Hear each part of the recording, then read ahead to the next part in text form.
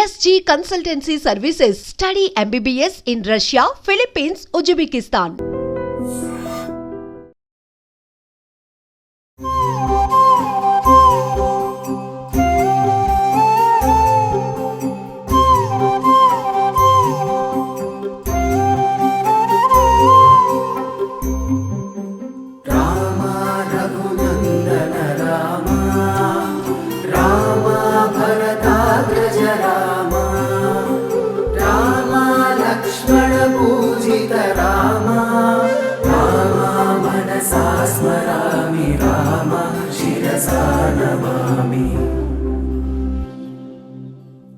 నమస్కారం, welcome to I dream ధర్మ మార్గం విత్ విజిత కార్యక్రమానికి స్వాగతం.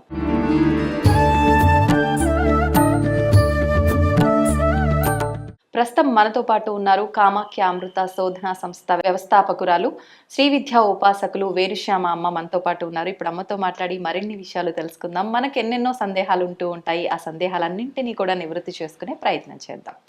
అమ్మ నమస్తే. ఈ ఆషాఢ మాసం అనేది మరికొద్ది రోజుల్లోనే రాబోతోంది. ఆషాఢ మాసం అనగానే మనకు గుర్తొచ్చేది బోనాలు, ఇంకా మనకి వారాహి అమ్మవారి నవరాత్రులు, గుప్త నవరాత్రులు అని చెప్పంటూ ఉంటారు. పాడ్యమి నుంచి మొదలవుతాయి. ఏంటమ్మా ఈ వారాహి నవరాత్రుల గురించి? అంటే గత కొన్ని సంవత్సరాల క్రిందట అసలు వారాహి అమ్మవారు ఉన్నారు అన్న విషయమే చాలా మందికి తెలియదు. కానీ ప్రస్తుతం ఒక 2-3 సంవత్సరాలు అనుకుంటా ఎక్కువగా వాడుకలోకి వచ్చింది. ఎందుకని అంటే అమ్మవార్లు దేవతలు కూడా గుప్తంగా ఉంచాలా, కొద్ది రోజులు రహస్యంగా పెట్టి మళ్ళీ బయటకు వచ్చి పూజలు అందుకోవడం ఏంటి? దీని వెనకాల ఏదో ఒక రీజన్ ఉండే ఉంటుంది కదమ్మా, ఆ ఆంతర్యం ఏంటో తెలియజేయండి. మామూలుగా శ్రీ విద్యా ఉపాసన అన్నది చాలా ఏంటి అంటే కొంతమందే నేర్చుకోవాలి అని చెప్పారు. దానికి కారణం ఏమిటి అంటే కొంతమందే నేర్చుకోవాలి అంటే వాళ్ళే నేర్చుకోవాలి అని కాదు. అందుకే లలితా సహస్రాలను కూడా రహస్యనామాలు. రహస్యము అంటే ఏంటంటే శోధించు, లోపలికి వెళ్ళు, చూడు, అంటే అక్కడ అన్ని జ్ఞానమే అన్నమాట. ఆ జ్ఞానం అని మనకి తెలియాలి అంటే ఏం చేయాలి? అది గుప్తం అంటే దాయమని కాదు, అందరికీ తెలియకుండా దాయడం కాదు. ఇప్పుడు ఏంటి మామూలుగా మనిషికి ఏంటంటే క్యూరియాసిటీ అంటారు, మీకు తెలిస్తే. క్యూరియాసిటీ అంటే నాకు అన్నీ తెలిసేసుకోవాలి అని ఒక ఆశ. కానీ అది ఏమిటవుతుంది అంటే అన్నీ తెలుసుకోవాలని ఆశని వాళ్ళు అనుకుంటున్నారు. కానీ దేని గురించి తెలుసుకుంటున్నాను అని ప్రశ్నించుకుంటే మీ విషయాలన్నీ తెలుసుకోవడంలో నాకు జిజ్ఞాస ఉంది అంటే అర్థమైందా? దాన్ని క్యూరియాసిటీ అంటారు. కానీ నిజమైన జిజ్ఞాస అంటే అర్థం ఏమిటి అంటే నాలో వచ్చిన ప్రశ్నలకి సమాధానం నేనే వెతుక్కోవడం. అంటే కానీ పక్కవాడిని సెర్చ్ చేయడాన్ని క్యూరియాసిటీ అనరు, జిజ్ఞాస అనరు. నన్ను నేను సెర్చ్ చేసుకోవడానికి జిజ్ఞాస అంటారు. ఈ వారాహి అయినా, రాజశ్యామల అయినా, లలిత అయినా ఇవన్నీ శ్రీ విద్యా ఉపాసనకి సంబంధించిన దేవతలు. అందువల్ల ఏంటి అంటే వాటి గురించి తెలుసుకోవాలి అంటే గుప్తం అంటే దాయమని కాదు, లోపలికి వెళ్ళి నువ్వు ఎంత. అదే లలితా శాస్త్రంలో కూడా మీరు చూస్తే 180 అయిపోయిన తర్వాత అభ్యాసాతిశయ జ్ఞాత షడద్వాతీత రూపిణి అని అంటారు. అంటే అర్థం ఏమిటి అంటే అభ్యాసం ఎంత చేస్తే అంత నీకు కొత్తగా కనిపిస్తూ ఉంటుంది, అంటే అంత తెలుస్తూ ఉంటుంది, అంత అర్థం అవుతుంది. జ్ఞానం అంటే అంతే కదా. ఇప్పుడు మీరు ఒక విషయమే ఉంది, దాన్ని ఈ రోజు ఒకలా చూస్తారు, రేపు పొద్దున మీరు అది చేయడం మొదలు పెట్టేసరికి మీకు అందులో అనుభవం వస్తే ఇప్పుడు సపోజ్ చూడండి, చిన్నప్పుడు ఫస్ట్ టైము మామూలుగా ఒక స్త్రీ వంట చేయడం మొదలుపెట్టింది అనుకోండి, ఆ వంట ప్రాసెస్ ఎలా ఉంటుందంటే దీని తర్వాత ఇచ్చేయాలి, దీని తర్వాత అంటే ఒక స్టెప్ వైజ్ మేనర్లో చేసుకోవాల్సి వస్తుంది. అదే ఒక 25 ఇయర్స్ వంట చేశారనుకోండి, ఈ స్టెప్స్ ఏమైనా ఉంటాయా? చాలా ఫాస్ట్ అంటే క్విక్గా. అప్పుడేమో గంటన్నర చేసేది కాస్త ఇప్పుడు పావు గంటలో అయిపోతుంది. ఎందుకు? అది ఏం చేయాలి అని అలవాటు, మనకు ఆ జ్ఞానం వచ్చింది. అంటే అభ్యాసం చేసిన కొద్దీ వచ్చేదాన్ని జ్ఞానం అంటారు. ఇక్కడ లలితమ్మ కూడా ఏంటి అంటే చెయ్యగా చెయ్యగా చెయ్యగా చెయ్యగా ఇంకా ఇంకా ఇంకా బాగా అర్థం అవుతుంది. ఆ ప్రాసెస్ లోనే ఇక్కడ వారాహి అంటే అర్థం ఏమిటి అంటే మామూలుగా వారాహి అన్న పదానికే అర్థం ఆవిడ ఏంటిట అంటే పంది లాంటి మొహం కలిగినది. ఆ ముఖం యొక్క అర్థం ఏమిటి అని ప్రశ్నించుకుంటే అసలు దేన్నైనా అంటే భూమి మొత్తాన్ని మోసిన తల్లి ఆవిడ. అంటే విష్ణుమూర్తి వరాహ రూపం ఎత్తినప్పుడు ఈ శక్తి ఏదైతే ఉందో వరాహస్వామి శక్తే ఈ వారాహి అవడం వల్ల అంటే ఈ భూమి యొక్క భారం మొత్తం ఆవిడ మోస్తోంది. ఇవి ఆషాఢ మాసంలోనే రావడానికి కూడా కారణం ఏమిటంటే మీరు చూస్తే భూమి మీద పాడి పంటలు పండించుకుంటాం. రైతు అప్పుడే భూమిలో ఇవన్నీ వేస్తారు, అంటే మొలకలు వేసి విత్తనాలు. ఎందుకంటే ఆ టైము కరెక్ట్గా, అంటే ఆ టైంలో అందుకే ఆవిడ చేతిలో ఒకటి నాగలి ఉంటుంది. ఆ నాగలి హలము అంటే అర్థం ఏమిటి అంటే ఆ దున్నడం. అంటే ఈ భూమి మొత్తాన్ని ఈవిడ ఏం చేస్తోంది, వ్యవసాయం. ఆ వ్యవసాయం అంటే కూడా మళ్ళీ ఏంటంటే మన లోపల చాలా అక్కర్లేని కలుపు మొక్కలు బోళ్ళు ఉంటాయి. ఆ కలుపు మొక్కలన్నిటినీ ఏం చేస్తుంది, ఈవిడ తీసేస్తుంది, ఏరిపారేస్తుంది.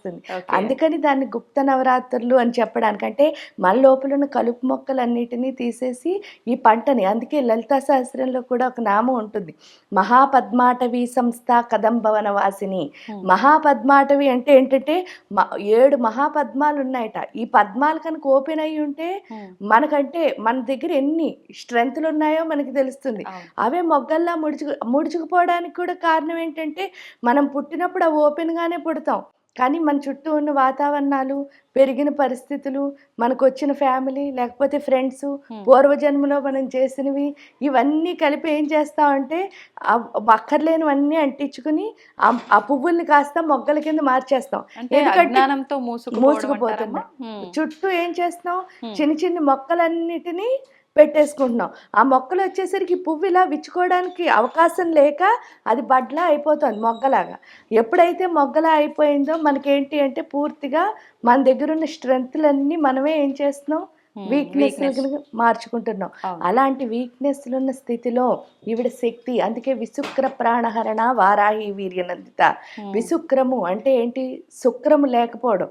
శుక్రం అంటే ఏంటి అంటే మన స్ట్రెంగ్త్, అంటే తండ్రి యొక్క వీర్యంతోనే మనకి శక్తి అన్నది వస్తుంది. ఇక్కడ విశుక్రము అంటే ఆ శక్తి లేకపోవడం. ఈవిడ ఏం చేస్తుంది, ఆ శక్తి లేని తనాన్ని ఏం చేసిందిట తీసేసి ప్రాణహరణ. అప్పుడు మనకి ఏమొస్తున్నట్టు, ఆటోమేటిక్ గా మనకి ఎనర్జీ వచ్చేస్తుంది. అంటే ఆ శక్తినిచ్చే తల్లే ఈ వారాహి. అమ్మ, మరి అంత శక్తినిచ్చే తల్లిని అందరూ పూజించడానికి వీల్లేదు. ఉపాసనా పరులు ఎవరైతే ఉన్నారో వాళ్ళు మాత్రమే పూజించాలి. అమ్మవారిని గుప్తంగా, అంటే అర్ధరాత్రులు మాత్రమే పూజించాలి ఈ నవరాత్రుల్లో కూడా ప్రత్యేకించి. ఎందుకనమ్మా ఈ అన్ని నియమాలు? ఇవన్నీ ఎందుకు వచ్చాయి అంటే అమ్మవారు జ్ఞానానికి పూర్తిగా మన బుద్ధి అన్నదాన్ని ఆవిడ మార్చే తల్లి. ఆవిడ ఆజ్ఞాచక్రంలో ఉంటుంది, ఈ బుద్ధిని మారుస్తుంది. అందువల్ల ఏంటి అంటే అందుకే ఆవిడ కాశీకి క్షేత్రపాలిక వారాహి. పగలు క్షేత్రపాలకుడి కింద కాలభైరవుడు ఉంటే రాత్రి ఈవిడ మొత్తం కాశీ క్షేత్రాన్ని కాపాడుతుంది. అందుకని రాత్రి ఉపాసన చేయమంటారు. ఎందువల్ల అంటే ఆవిడ మెళుకుగా సంచరిస్తూ ఉన్న టైంలో చేస్తే ఆ శక్తి ఇంకొంచెం ఎక్కువ వస్తుంది కాబట్టి రాత్రి చేయమని చెప్పడానికి రీజన్ అది. కానీ చాలా మంది ఏమంటారు అంటే, మనం సాధారణంగా చూస్తుంటాము క్షుద్ర పూజలు, తాంత్రిక పూజలు లాంటివే రాత్రి సమయంలో ఎవరికి తెలియకుండా చేస్తారు. కాబట్టి వారాహి అమ్మవారి పూజలు ఈ సమయంలో చేస్తున్నారు అనగానే ఇంకా ఈ అమ్మవారిని అందరూ పూజించొద్దు, ఇది తాంత్రిక విధానము, ఈ రకంగా ఒక పోకడలోకి వచ్చేసారమ్మా. అంతే కదా? అంతే. కానీ తంత్ర అంటే కూడా తప్పు కాదు అసలు అర్థం. అవునా? తంత్ర అన్న పదానికి అర్థం ఏమిటి అంటే, తంత్ర అంటే టెక్నిక్ అని అర్థం. ఇప్పుడు మీరు ఒక పని చేస్తున్నారు, ఆ పని చేసే విధానం ఏదైతే ఉందో దాన్నే తంత్రం అంటారు. మీకు ఎగ్జాంపుల్ చెప్తాను. ఇప్పుడు సపోజ్ మనకు ఆకలేస్తోంది, అన్నం తిన్నాం. ఇప్పుడు నాకు ఆకలేస్తే నేను అన్నం తింటే నాకు కడుపు నిండుతుంది. కానీ నాకు ఆకలేస్తోందని చెప్పగానే మీరు అన్నం పెట్టుకు తిన్నారనుకో ప్లేట్లో, నా కడుపు నిండుతుందా? నిండదు.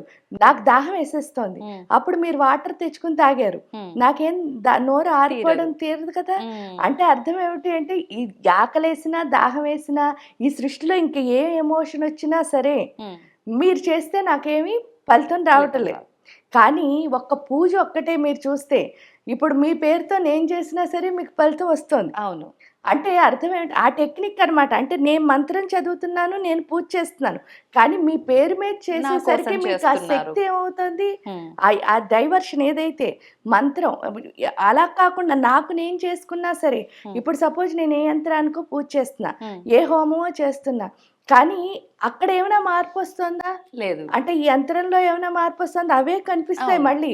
అక్కడ హోమం చేసినప్పుడు కూడా అదే కనిపిస్తుంది. కానీ మార్పు ఎవరి లోపల వస్తుంది? ఒక ప్రశాంతత అనుకోండి, ఆత్మశక్తి పెరగడం అనుకోండి, ఇవేవైనా ఎవరిలో మార్పు ఎవరి వస్తుంది? కోసం పూజ నో చేస్తున్నామో వాళ్ళలో. వాళ్ళలో. నా కోసం చేస్తే నాలో వస్తుంది, మీకోసం చేస్తే మీలో వస్తుంది. అవును. ఆ టెక్నిక్ ఏదైతే ఉందో దాన్నే తంత్రము అని పిలుస్తారు. ఓకే. అంతే ఓకే. తప్ప తంత్ర అంటే బ్యాడ్ వర్డ్ కాదు. అదొక హుహుహు. పెద్ద శాస్త్రం. అంటే వేదం ఎలా ఉందో తంత్రశాస్త్రం కూడా అలాగే ఉంది. హ్మ్. ఈ ఏంటంటే కొన్ని వేదంలో ఉన్న ఆచారాలు అవి చేయలేని వాళ్ళు ఎవరైతే ఉంటారో వాళ్ళు దీన్ని ఫాలో అవుతారు. కాకపోతే ఇవన్నీ కూడా మళ్ళీ ఎలా ఉంటాయంటే మనం పూర్వజన్మలో చేసిన సాధనలు బట్టి. హ్మ్. రియల్‌గా చెప్పాలి అంటే శ్రీ విద్యా ఉపాసన మొత్తం తంత్రశాస్త్రమే. హ్మ్. ఎందువల్ల మీరు యంత్రానికి పూజ చేస్తున్నారు. ఆ యంత్రానికి ఏం మార్పు రావటంలే. మార్పంతా వస్తున్నది మీ లోపలే. హ్మ్. అంటే అర్థం ఏమిటి అంటే ఇక్కడ మంత్రం చదువుతూ అక్కడ యంత్రం మీద మీరు పువ్వులు పెడుతూ ఉంటే హ్మ్. మార్పు ఎక్కడొస్తోంది అంటే మీ లోపల మీ సూక్ష్మ దేహంలో మార్పొస్తోంది. హ్మ్. ఈవెన్ మంత్రం చదివినా సరే మీరు జపం చేస్తూ ఉంటున్నారు. మార్పు ఎక్కడొస్తోంది? ఆ సూక్ష్మ అవును. దేహంలోనే ఆ దేవత యొక్క ఆకారం ఏర్పడుతోంది. హ్మ్. అంటే అర్థం ఏమిటి అనంటే దాన్ని ఆ టెక్నిక్ ఏదైతే వాళ్ళు పెట్టారో ఆ టెక్నిక్‌నే హ్మ్. ఎందుకంటే మిగతాది ఏదైనా సరే ఇప్పుడు ఎగ్జాంపుల్సే దాహం వేస్తే నేనే తాగాలి. అవును. కానీ మీకు దాహం వేస్తే మీకు బాగోకపోతే నేను చేస్తే మీకు వర్క్ అవుతోంది కదా! అవును. అమ్మ ఇప్పుడు మీరన్నట్టుగా ఎవరికి ఆకలేస్తే వాళ్ళే భోజనం తింటే వాళ్ళ కడుపు నిండుతుంది అని చెప్పి. వాస్తవం అది. కానీ పూజ విషయానికొచ్చేసరికి నా తరఫున మీరు పూజ చేసినా, నాకు సంబంధమే లేకున్నా నేనక్కడ పార్టిసిపేట్ చేయకపోయినా, మీరు చేసే దాని వల్ల ఆ ఫలితం నాకుంటుంది. ఎంతవరకు ఉంటుందమ్మా ఆ ఫలితం? అంటే నేను స్వతహాగా చేసుకున్నంత ఫలితం మీరు నా తరఫున చేస్తే ఉంటుందా? ఎప్పుడైనా మన సొంతంగా చేసుకునే దానికి ఎందుకు అంటే సాధన అని అందుకే అంటారు. నిజంగా మనలో మార్పు రావాలంటే మనమే చేయాలి. హ్మ్. కానీ కామ్యార్థం చూడండి ఇప్పుడు నాకేదో బాలేదు అది చిన్న విషయం. అవును. ఎందుకంటే నేను మారడం అన్నది చాలా పెద్ద పెద్ద విషయం. విషయం. ఆహ్, నాకు ఈ పని అవ్వాలి చిన్నగా. అప్పుడేంటి అంటే ఉపాసకులతోనో లేకపోతే ఎవరైనా మీకు తెలిసిన హ్మ్. పురోహితులతోనో చేయించుకోవడము అన్నది మీ యొక్క అంటే నాకిది అయిపోవాలి వెంటనే. అంతే. దానికి తోడు మానవుడు ఈ భూమి మీద ఉన్నంత కాలం హ్మ్. కామిగాక మోక్షగామిగాడు. ఎందుకు అంటే మోక్షం కావాలని కోరుకోవడం కూడా కోరికే. కోరికే. అది వాస్తవం అమ్మ. అర్థమైందా? అవును. అంటే నాకున్న కోరికెంత? హ్మ్. ఇప్పుడు సపోజ్ చూడండి స్వార్థంతో కొన్ని కొన్ని కోరికలు ఎలా ఉంటాయంటే ధర్మంగా హ్మ్. అంటే చూడండి నా పిల్లలు బాగోవాలి, నేను బాగోవాలి, నా హ్మ్. ఫ్యామిలీ ఇదంతా ఏంటంటే స్వార్థపూరితమే. స్వార్థం. అలా కాకుండా ప్రపంచం బాగోవాలి అనుకోవడం కోరికే అది కూడా. హ్మ్. హ్మ్. కానీ కొంచెం పెద్దది అందరూ బావుంటారు కదా దానివల్ల. అంతే. సో, ఇక్కడ ఏంటి అంటే ఆ మార్పొస్తుంది. హ్మ్. హ్మ్. భూమి మీద ఉన్నంత వరకు మాత్రం కోరిక అన్నది తప్పదు. ఓకే. ఎందువల్ల అంటే ఈ భూమికి ఇక్కడ కోరిక లేకపోతే మనం అసలు నుంచోలేం. హ్మ్. అంటే ఏదో ఒకటి అంటే నాకు మోక్షం కావాలనుకోవడం, లేకపోతే ఈ ప్రపంచాన్ని ఏదో అవును. ఒకటి చెయ్యాలనుకోవడం అంతే. ఏదైనా ప్రతీదీ కోరికే. కోరికే. దానికి తోడు ఇంకొకటి కూడా అంటారు. ఆ! ఏంటి అంటే ఒక ఉపాసకుడు అంటే అసలు భూమి మీద ఉపాసకులు ఎందుకుండాలి? హ్మ్. మన భారతదేశానికున్న గొప్పతనం ఏమిటి అంటే ఈ విద్యే. ఆ! ఆ విద్యా ఉపాసనే. ఎందువల్లంటే ఆ ఉపాసన బలం వల్లే ఇప్పటికి గూడా అంటే ఈ భూమి మీద ఎంత అందంగా మనం అంటే చేయగలుగుతున్నాము. హ్మ్. అంటే చూడండి సపోజ్ మిగతా దేశాలన్నిటికంటే ఈ దేశం గురువు ఎందుకు అంటే ఇక్కడున్న జ్ఞానమే. ఆ జ్ఞానం ఏమిటి అనంటే మన పూర్వం ఉన్న ఋషులు, మునులు మనకిచ్చిన ఈ విద్య. వాళ్ళు చేసిన మంత్రబలమే ఇక్కడ మన్ని ఇప్పటికి గూడా హ్మ్. ఇంకా ఎలా ఉన్నామంటే నడిపిస్తోంది. అంతే. మనది వేదభూమి, వేదభూమి, కర్మభూమి. కర్మభూమి. హ్మ్. ఆ భూమి అవ్వడం వల్లే ఇక్కడ మనని నడిపిస్తోంది. ఆ నడిపిస్తున్న మంత్రాన్ని ఇప్పుడేంటి అనంటే, మీ నాన్నగారు మీకొక ఆస్తి ఇచ్చారు. ఆ! కానీ మీరు ఏమీ చేయకుండా ఆ ఆస్తిని ఎంజాయ్ చేద్దాం అనుకున్నారు సపోజ్. అది ఎన్ని రోజులు ఎంజాయ్ చేస్తారు చెప్పండి? మీ నాన్నగారు ఎంత ఇచ్చినా సరే. అవును. కొంతకాలం మాత్రమే. ఎందుకంటే శాశ్వతం కాదు. శాశ్వతం ఎందుకు కాదు అంటే, హ్మ్. అది మీరు కష్టపడలే. అవును. కాబట్టి మీకు చాలా ఈజీ అది. విలువ తెలీదు. విలువ తెలీదు. అవి ఈజీ అవ్వడం వల్ల ఏమవుతుంది? మీరు చాలా ఈజీగా ఖర్చు పెట్టేయగలుగుతారు. కరెక్ట్. దానికి పెద్ద ఎగ్జాంపుల్స్ కూడా అక్కర్లేదు. చిన్నప్పుడు మనం పిక్నిక్‌కెళ్ళిన దానికి నాన్నిచ్చిన డబ్బులతో, మనం సంపాదించిన తర్వాత మనం ఏదో ఒక పని చేసిన దానికి అంటే మనం ఖర్చు పెట్టినప్పుడు అవును. ఈ 2 ఖర్చులకి విలువ చాలా తెలుస్తుంది. ఆ తృప్తి వేరుగా వేరుంటుంది. ఉంటుంది. హ్మ్. అది రావాలి అంటే మాత్రం ఖచ్చితంగా హ్మ్. సొంత సాధన అన్నది 100% అవసరం. ఉమ్, అందుకే సాధకులు ఎప్పుడు కూడా భూమి మీద ఉండాలి. ఆ, పైగా ఈ సాధకులు ఉండడం వల్ల ఏంటి అంటే ఇప్పటి వరకు మన ఋషులు మునులు ఏదైతే ఈ భూమికి ఇచ్చారో ఉమ్, దాన్ని వీళ్ళు, అందుకే ఒక ఉపాసకుడు భూమి మీద ఉంటే ఉమ్, వాడు ఎలాగంటే ఒక సైనికుడి కింద లెక్క అంటారు. ఆ, ఎందుకు అంటే మీ సరిహద్దుల్లో ఉండి సైనికులు ఎలా కాపాడుతాడో ఉపాసకుడు ఎక్కడున్నా సరే మొత్తం అన్ని దేశాలని కాపాడుతాడట. అవును. అంటే ధర్మం కోసం వాళ్ళ పోరాటం వాళ్ళు చేస్తూ ఉంటారు. మనకు అందరినీ అంటే ఎన్నో ప్రకృతి విపత్తులు జరుగుతూ ఉంటాయి. కొన్ని సందర్భాల్లో వాటి కోసం వాళ్ళు తపన పడుతూనే ఉంటారు. ఏదో ఒకటి చేస్తూనే ఉంటారు. మనం ఇవన్నీ వింటూనే ఉంటాం కదమ్మా. ఉమ్.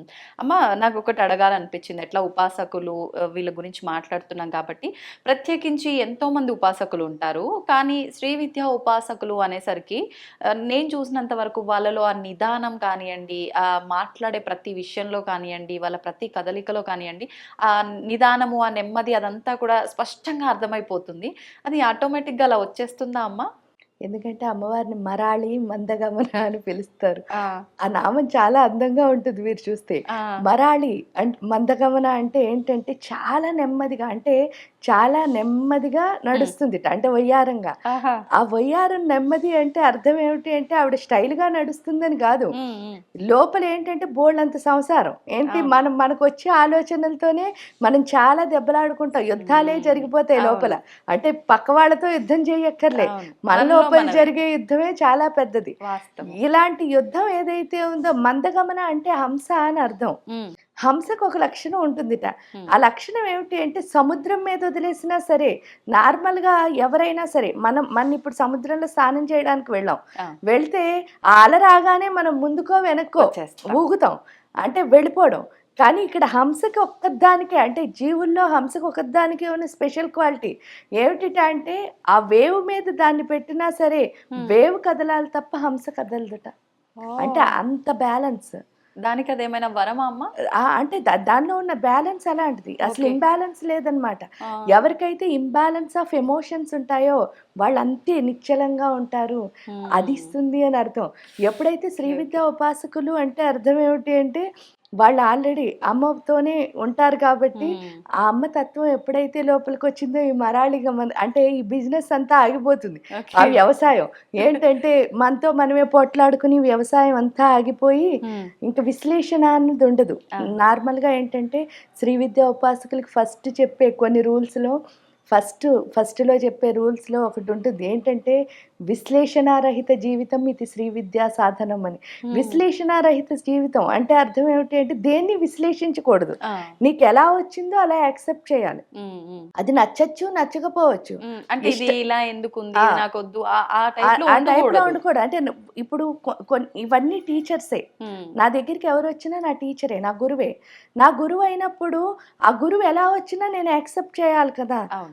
అంటే ఇప్పుడు ఒక మానవుడి రూపంలో రావచ్చు, ఉమ్, లేకపోతే ఒక చూడండి పులి, సింహం, అంతే. లేకపోతే ఏనుగు, ఆవు, ఏ రూపంలో అయినా పక్షి ఎలా వచ్చినా.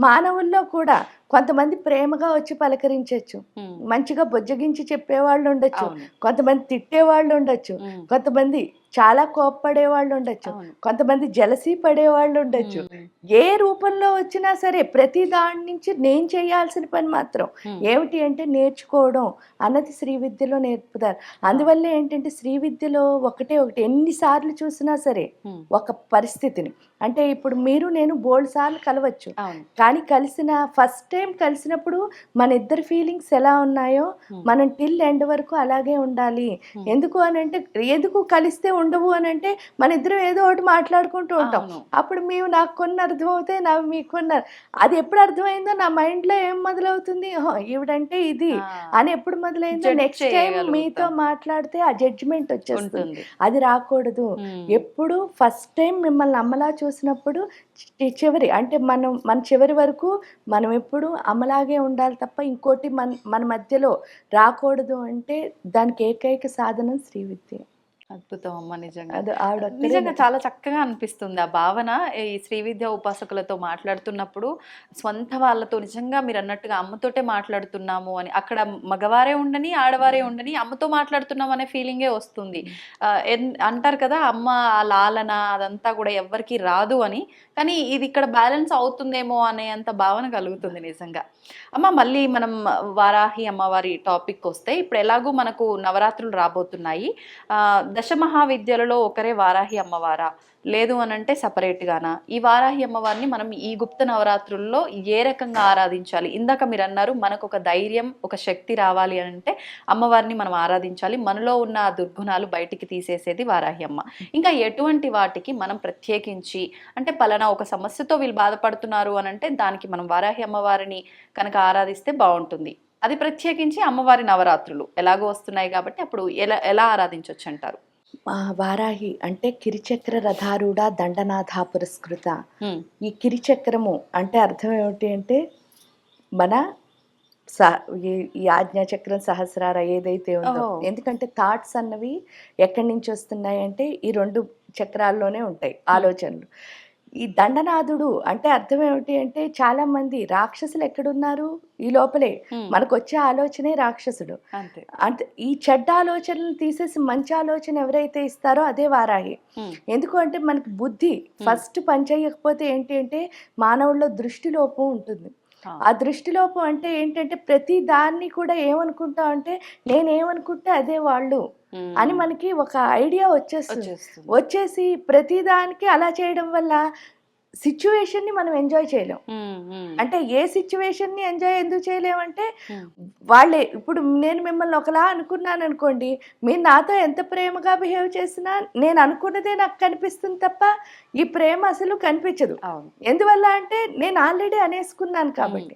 ఇక్కడ వారాహి ఏం చేస్తుందంటే మనలో ఉన్న కన్ఫ్యూజన్ ఏదైతే ఉందో ఆ థాట్ కన్ఫ్యూజన్ అన్నది తీసేస్తుంది.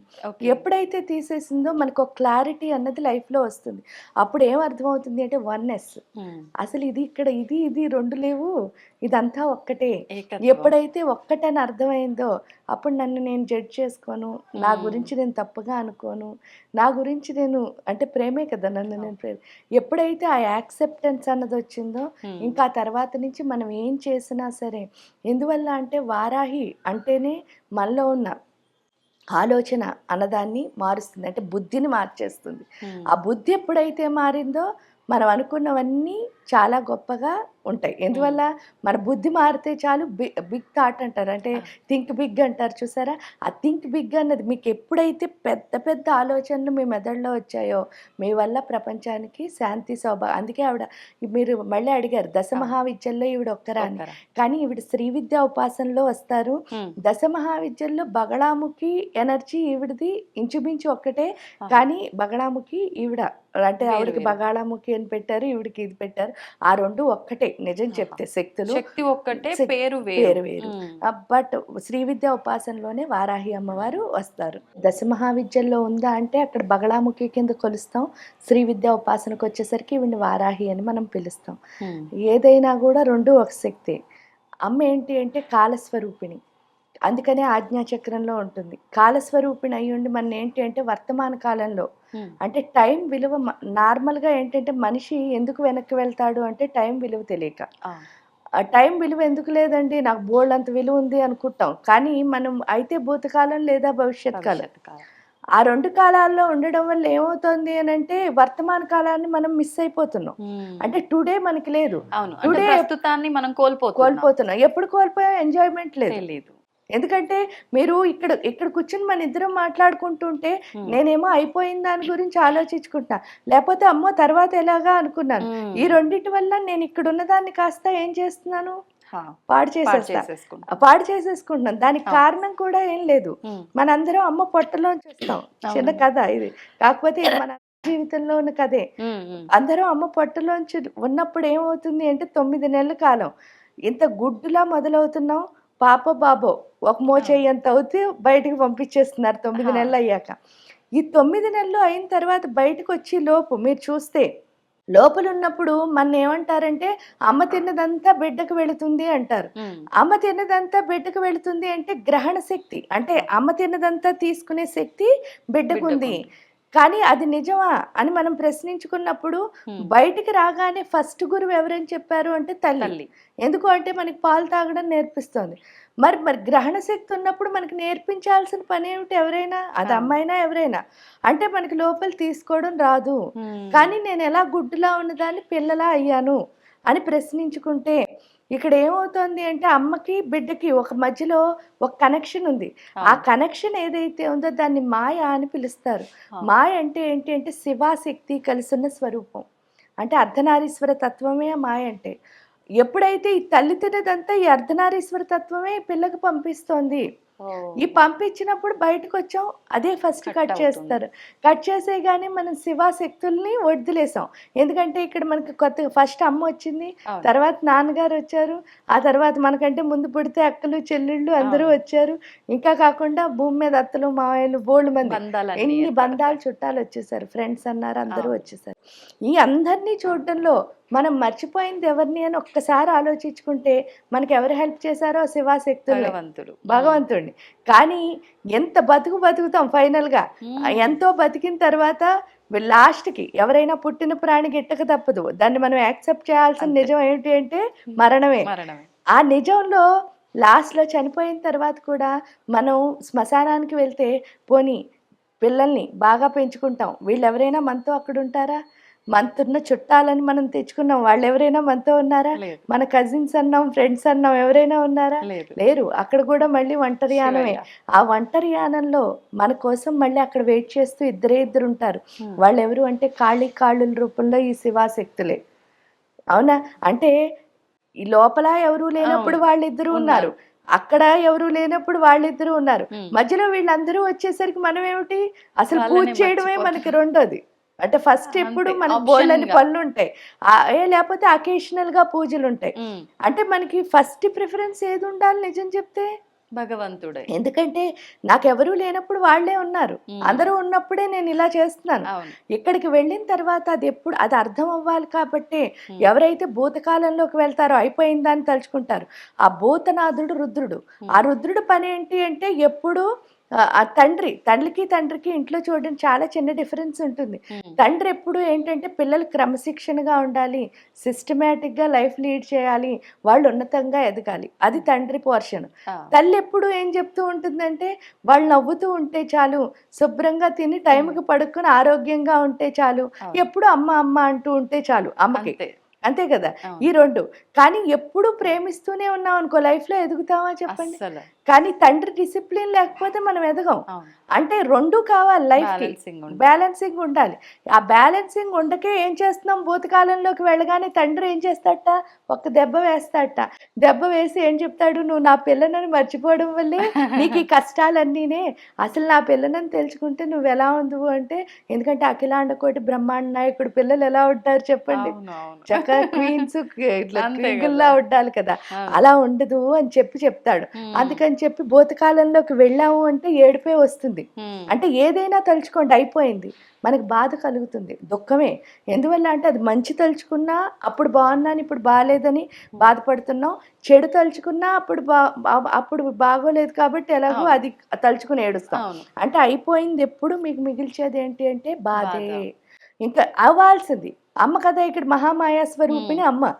ఈవిడ ఏం చేస్తుంది అంటే అమ్మకి ఎప్పుడు బిడ్డలు ఏం చేయాలి, అటెన్షన్, అమ్మ అమ్మ అమ్మ అమ్మ అని తిరగాలి. ఈ అమ్మ అమ్మ అని తిరగాలన్న అటెన్షన్ కోసం ఆవిడ ఏం చేస్తుందిట, మనకు ఒక టెన్షన్ ఇస్తుంది. ఎప్పుడైతే టెన్షన్ వచ్చిందో వెంటనే ఏం చేస్తున్నావు, ఏదో ఒకటి చేసి సాల్వ్ చేయమని మళ్ళీ ఆవిడకే దండం పెడుతూ గుర్తొస్తారు. సో అంటే ఏంటి అంటే వాళ్ళిద్దరు చూడండి, అంటే అలా అయినా మనకి గుర్తు చేయాలని. ఇక్కడ టెన్షన్ ఇవ్వడం ఒకటి, ఆ అటెన్షన్ ఎప్పుడు పూజ చేసి నాకు ఇది కావాలి అది కావాలి అని కోరికలు కోరుకోవడం ఒకటి అయితే, దానివల్ల మనకి ఏమవుతుంది అని ఒక్కసారి ఆలోచించుకుంటే రేపు గురించి మనం ఆలోచిస్తూ ఈ రోజును మనం ఏం చేస్తున్నాం, వదిలేస్తున్నాం. పోనీ రేపు వెళ్ళి రేపైనా ఈ రోజు ప్లాన్ చేసాం కదా, అదంతా ఇంప్లిమెంట్ చేస్తావా? చెయ్యం, ఎందుకంటే అలవాటు ఇదే అయిపోయింది కదా, ఆలోచనలు. ఎల్లుండి కోసం ఆలోచిస్తాం. అంతే. ఇంకా అలా ఒకరు అంటే రేపు రేపు రేపు రేపు అని Postpone. ఆలోచించడంలో ఈ రోజులన్నీ మనం మిస్ చేసుకుంటున్నాము. అంటే అర్థం ఏమిటి అంటే, ఒకటి లైఫ్లో ఎదగట్లేదు అన్నది పక్కన పెట్టేయండి, దానికంటే ఇంపార్టెంట్ ఏంటంటే మన యొక్క జీవితం అంటే ఆయుష్ని మనమే తగ్గించేసుకుంటాం. అందుకని 100 ఏళ్ళు బతికే వాళ్ళు కాస్త 60 ఏళ్ళకి అర్ధాంతరంగానే. 60 ఎందుకల్లా ఎక్కువ ఎంత రేపని టెన్షన్ పడతాం అంటే భవిష్యత్తు గురించి ఎంత ఆలోచిస్తామో అంత ఆయుష్ అన్నది తగ్గిపోతుంది. అంటే ఇక్కడేమో ఏడుపు వస్తుంది, ఇక్కడ ప్రాణమే పోతుంది. ఆ రెండు కనుక మనకు అర్థమైతే బుద్ధిగా ఉండాల్సిన కాలం ఏమిటి అంటే వర్తమాన కాలం. ఎప్పుడైతే వర్తమాన కాలంలో ఉన్నామో ఆ శివ శక్తులు ఇద్దరు అర్ధనారీశ్వర తత్వంతో మనతో కలిసి ఉంటారు. అదే యాదేవి సర్వభూతేషు వృత్తి రూపేణ సంస్థ. అంటే అర్థం ఏమిటి అంటే ప్రతి క్షణం మనం చేస్తున్న పనే మనకి దైవం. ఇక్కడ వారాహి అమ్మవారు ఏం నేర్పిస్తుంది అంటే, మీరు ఏ పని చేస్తున్నారో ఆ పని దైవంలా భావించడం. మీరు ఎప్పుడైతే దైవంలా భావించి ప్రతి క్షణం ఆ పని చేయడం మొదలుపెట్టారో, అది ఏ పనైనా అవనివ్వండి, పూజ అవ్వక్కర్లే, ఏదైనా దేవుళ్ళలా భావించి చేయాలి. మీరు చేస్తున్న వృత్తే మీ దేవుడు, ఎందుకంటే మీకు అన్నీ ఇస్తోంది కదా. అది కనుక మనకు అర్థమయ్యి ఈ క్షణం నుంచి ప్రతి క్షణాన్ని వాడుకుంటే ఎవరైతే వెళ్తారో వాళ్ళు లైఫ్లో టైర్డ్ అవరు. అంటే అంత ఉత్సాహం వస్తుంది. అంటే మీరు పని చేసిన కొద్దీ చెయ్యాలని ఉత్సాహం రావడమే జ్ఞానంలో ఉంది. అప్పుడు ఆ ఉత్సాహం ఎప్పుడైతే వచ్చిందో అదే పార్వతీదేవి యొక్క తత్వం. అప్పుడు ఆటోమేటిక్గా లక్ష్మీదేవి కూడా వస్తుంది. అంటే సరస్వతి, పార్వతి, లక్ష్మి ఈ ముగ్గురు వస్తారు వారాహి ఉపాసనలో. ఎప్పుడైతే వచ్చారో చక్కగా వర్తమాన కాలంలో ఉంటూ ప్రతి క్షణం హార్డ్ వర్క్ చేయాలి అని, అయ్యో 24 hours అయినా మనకి ఇచ్చారు, ఇంకో అవర్ ఉంటే బాగుండు అనిపించి అంతా ఎనర్జెటిక్గా తయారవుతాం వర్తమాన కాలంలో ఉంటే. అది వారాహి అమ్మవారు మనకి నేర్పిస్తారు. మనం వారాహి అమ్మవారిని ఆరాధించడం వల్ల సాక్షాత్తు ముగ్గురు అమ్మవార్లని ఆరాధించిన ఫలితం మనకు ఉంటుంది అని అర్థమవుతుంది. ఎలా ఆరాధించాలి? ఇక్కడ ఎలా ఆరాధించాలి అంటే, ఉపాసన పరంగా వారాహి ఉపాసన చేయాలి అనుకుంటే చక్కగా గురువులు ఉంటారు, వాళ్ళ దగ్గరికి వెళ్ళి ఆ ఉపాసన తీసుకుని ఆ మంత్రోపదేశం ఇంకా వాళ్ళ అంటే మీరు ఇందులో మళ్ళీ 4 ఆచారాలు ఉంటాయి. ఈ ఆచారాల్లో ఏ ఆచారం గురువు మీకు దొరికితే ఆ ప్రకారం మీరు వాళ్ళు ఇచ్చిన మంత్ర సాధన ద్వారా వాళ్ళు ఇంకే సాధన చెప్తే ఆ ప్రకారం ఆ గురు పరంపరలో మీరు వెళ్ళొచ్చు. అలా కాదండి నేను చేయలేను అని అనుకున్నప్పుడు కవచం, సహస్రనామాలు, ఇలా అష్టోత్తరాలు అవి కూడా ఉంటాయి వారాహి అమ్మవారికి, అవి రోజు చేసుకోవచ్చు. అంటే వారాహి నవరాత్రుల్లోనే చేయాలి అని కాదు, నవరాత్రి ఆ టైం ఏంటి అంటే స్పెసిఫిక్గా వారాహి అమ్మవారి శక్తి అన్నది ఉంటుంది. ఎందుకు అంటే అది భూమి పంటలు పండే కాలం, అందులో ఒక ఋతువు నుంచి ఇంకో ఋతువుకు మారుతూ ఉంటాం. ఆ మారడం వల్ల ఏంటి అంటే ఆ టైంలో జలుబులు, జ్వరాలు ఇవన్నీ వస్తాయి. వారాహి అమ్మవారు స్పెసిఫిక్గా ఏంటి అంటే సప్త ధాతువుల్ని పరిరక్షిస్తుంది. ఈ మన లోపల 7 ధాతువుల్ని, ఈ 7 ధాతువులు ఎప్పుడైతే అంటే మీకు తెలుసు రక్తము, స్కిన్ను, ఎముకలు, మాంసము, ఆ మధ్య అంటే బోన్ మ్యారో, మేధస్సు, శుక్రము, వీటన్నిటిని ప్రొటెక్ట్ చేస్తుంది. 7టిని ఎప్పుడైతే రక్షణ ఇస్తుందో అంటే వాటి శక్తివంతం చేస్తుందో, ఎందుకంటే రక్తం చెడుగా ఉందనుకోండి, ఇప్పుడు మన లోపల ఉన్న రక్తం చెడ్డగా ఉంటే ఏమవుతుంది అంటే హిమోగ్లోబిన్ తక్కువైంది, లేకపోతే అందులో ఏవో మంచి సెల్స్ లేవు ఇవన్నీ అంటారు కదా. ఎప్పుడైతే ఇంప్యూరిటీగా ఉందో రక్తం, మనలో కోరికలు అలా పుట్టగొడుగుల్లా పుట్టుకొచ్చేస్తాయి. అవి ఎప్పుడైతే పుట్టుకొచ్చాయో మనం శాంతిగా ఉండం, మన చుట్టూ ఉన్న ఎవరిని శాంతిగా ఉండలేవో, దానివల్లే మనకు అనవసరమైన జబ్బులన్నీ వస్తాయి. అదే విధంగా ఎముకల్లో ఏంటి అంటే చాలా మొండితనం ఉంటుంది. ఎందుకంటే అవి చనిపోయిన తర్వాత కూడా కాలని పదార్థం ఏదైనా ఉంటే అదే. అంటే అర్థం ఏంటి, మన నిప్పుల్లో పెట్టి కాల్చినా సరే మన ఎముకలు కాలటం లేదు మీరు చూస్తే, అంత మొండి. ఆ మొండితనం ఏదైతే ఉందో దానివల్ల మనం ఎప్పుడు సుఖంగా ఉండలేము. ఎందుకంటే మనం ఉండం నేను అన్నదే నెగ్గాలి అని ప్రతిసారి అన్నాం అనుకోండి, చాలా మందిని మనం ఇబ్బంది పెడతాం. వాస్తవం. సో అంటే ఒక్కొక్క ధాతు ఏది బాగోపోయినా సరే దానివల్ల మనకి జబ్బులు రావడానికి కారణం అదే. ఏంటంటే మన బిహేవియరే మనకి జబ్బుల్ని తెస్తుంది. దాన్ని దాన్ని మార్చుకోవాలి మార్చుకోవాలి అంటే వారాహి. ఎందుకంటే వారాహి ఉపాసనలోనే ఈ 7 ధాతువులులో ఉన్న ఇంప్యూరిటీ పోయి అవి మొత్తం స్ట్రెంగ్త్, అంటే అవి ఎలా ఉండాలో అంత ప్యూర్గా ఉంటాయి. ఎప్పుడైతే ప్యూర్గా ఉంటాయి, అందుకే అమ్మవారిని ఓజోవతి అని పిలుస్తారు. ఓజస్సు అంటే అర్థం ఏమిటి అంటే మామూలుగా కళ, అంటే కళ కాదు, కాంతి అని అర్థం. అది ఏంటంటే మామూలుగా తేజస్సు అంటారు చూసారా, అలాంటిది కూడా కాదు, చాలా చాలా చాలా బ్రైట్గా, అంత కాంతివంతమైన, అంటే పూర్తి జ్ఞానంతో నిండిపోతుంది మొత్తం ఈ ఆజ్ఞా చక్రం అంతా. ఎప్పుడైతే జ్ఞానంతో ఉందో అప్పుడు అర్థమయ్యేది ఏంటి అంటే, ఏ పుస్తకాలు చదివితే జ్ఞానం రాదు, మొత్తం పుస్తకం అంతా ఎక్కడుంది, లోపలే ఉంది. సాధన చేస్తే చాలు ఆటోమేటిక్గా వచ్చేస్తుంది. అది అక్కడ అర్థం అవుతుంది. అమ్మ వారాహి అమ్మవారికి కంద దీపం కూడా విశేషం అని చెప్పి విన్నాను, వాస్తవమేనా? దీపాలు ఏ దీపం అయినా గొప్పదే. ఎందుకు అంటే అసలు వెలిగించడమే గొప్పది. ఆవిడ ఏంటంటే జ్ఞానాన్ని వెలిగిస్తోంది మన లోపల. అవును. అందువల్ల ఏంటి అంటే నిజమైన దీపం అంటే కందని ఎందుకు పెడుతున్నారండి అంటారు చూడండి, అది ఈ ఆజ్ఞా చక్రానికి ప్రతీక.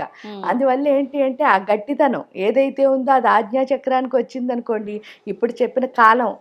రెండోది ఏంటి అంటే మనకి ఇందాక చెప్పాను బుద్ధి.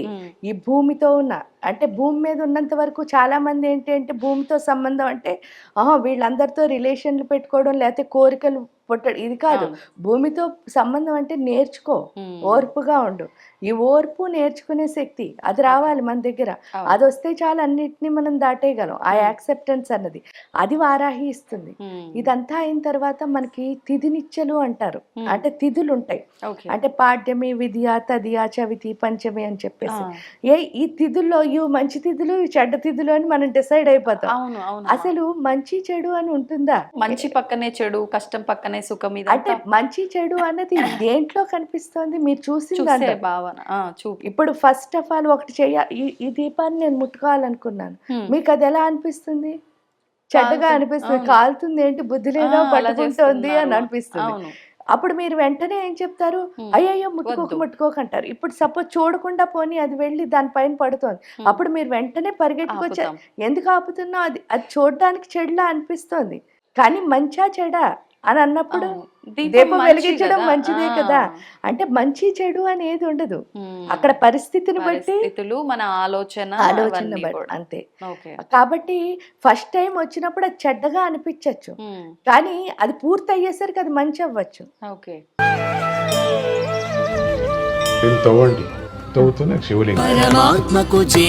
సరే దాన్ని అట్లా కప్పేసేయండి, చూపించదండి. మూర్తి పూజ కాదు, సాక్షాత్ బ్రజేంద్ర నందన భగవాన్ ఉన్నారు మూర్తిలో. ఏమీ ఆశించకుండా ఆరాధించే వాళ్ళు కూడా ఉన్నారా ప్రభుజీ? నిజమైన భక్తి అంటే మనకు తెలియదు కాబట్టి